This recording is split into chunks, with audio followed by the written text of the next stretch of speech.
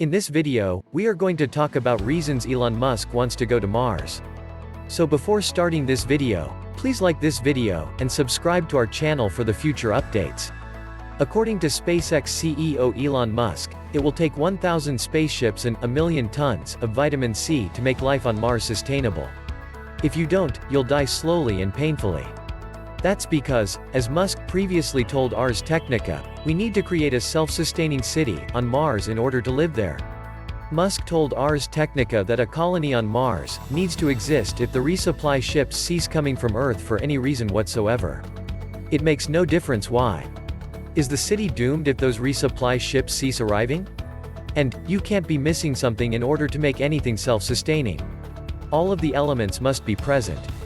It can't be like, well, except for this one little thing that we don't have, this thing is self-sustaining. It's not possible. That'd be like saying, well, we had everything but vitamin C, Musk said, comparing it to a long sea voyage. That's fine. You're now going to get scurvy and die, painfully, to boot. It's going to be a disaster. You'll die slowly and painfully if you don't get enough vitamin C, so we have to make sure we have vitamin C on Mars, he explained. Then it's like, okay, what sort of tonnage do you need to make it self-sustaining, on an approximate order of magnitude? He said, it's probably not less than 1 million tons. According to the U.S. Department of Health and Human Services, the average adult requires 75 to 90 milligrams of vitamin C per day. 1 million tons of vitamin C would be more than 10 trillion doses, assuming a 90 milligram dose. Musk said in January that the aim of his Starship transportation system to Mars is to fly each of SpaceX's reusable Starship rockets 3 times a day on average, with each flight carrying a 100-ton payload. With over 100 tons of cargo carried on each flight, there are about 1,000 flights per year. At that pace, each Starship rocket will fly 1,000 times a year, sending 100,000 tons of cargo into space, according to Musk. So, every 10 ships will deliver 1 megaton to orbit per year, Musk tweeted in January. And 1,000 starships could transport, perhaps about 100k people per Earth-Mars orbital sync, Musk said on Twitter, referring to the 26-month span when Earth and Mars orbits are most synchronized for an interplanetary journey. That is the objective.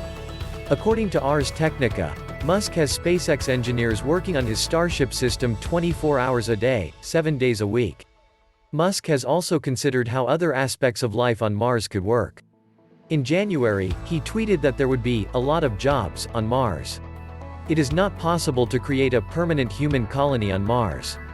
It's a requirement. At least, that's what Buzz Aldrin, Stephen Hawking, Elon Musk, Bill Nye, and Neil deGrasse Tyson, some of our generation's most creative and intelligent minds, are saying. Here's a list of the reasons Elon Musk wants to go to Mars. Let's start. Number 5. Demonstrating political and economic leadership. Technology and Competitiveness said at a hearing on February 24 that getting to Mars was a prerequisite not just for science, but also for policy.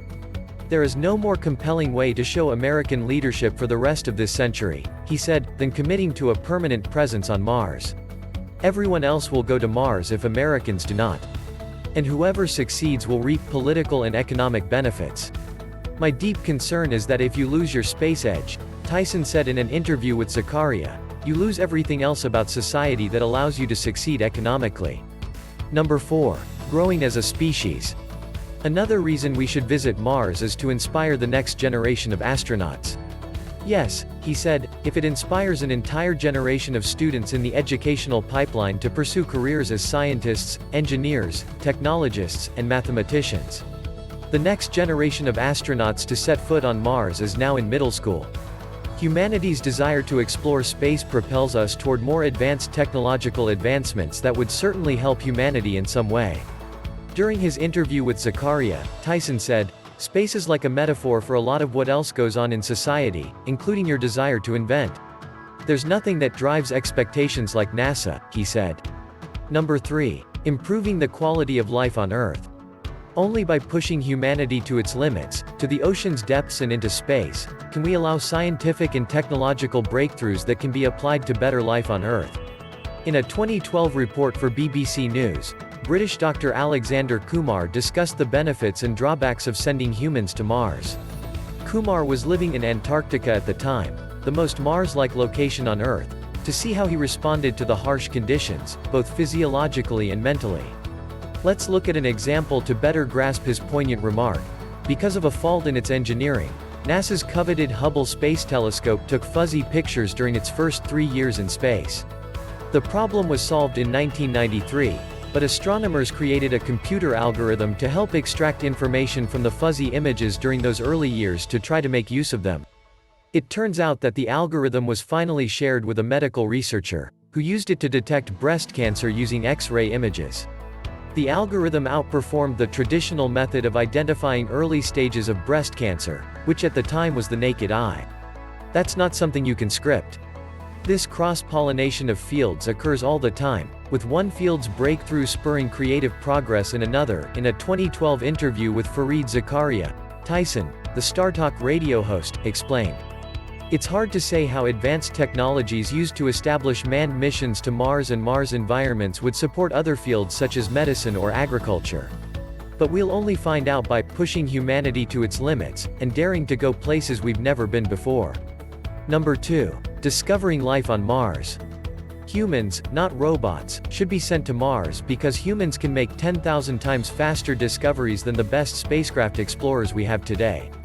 While he was reluctant to suggest that humans should live on Mars, he acknowledged that there were still many more discoveries to be made. Determining whether life exists on Mars is one of the most important discoveries scientists could make. We'll have to dig even deeper than NASA's rovers would if we're going to do that. There's a hypothesis that life arose from watery chasms on Mars, rather than the swamps of teenage Earth.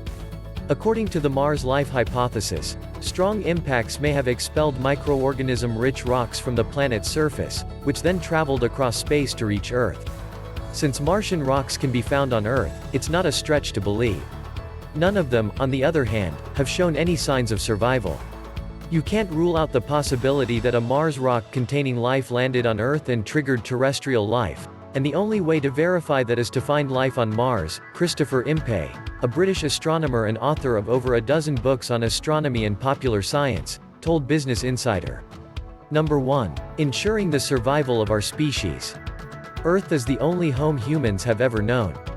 However, history has shown that living as a species on this tiny blue dot in space is difficult and far from certain. The dinosaurs are a perfect example.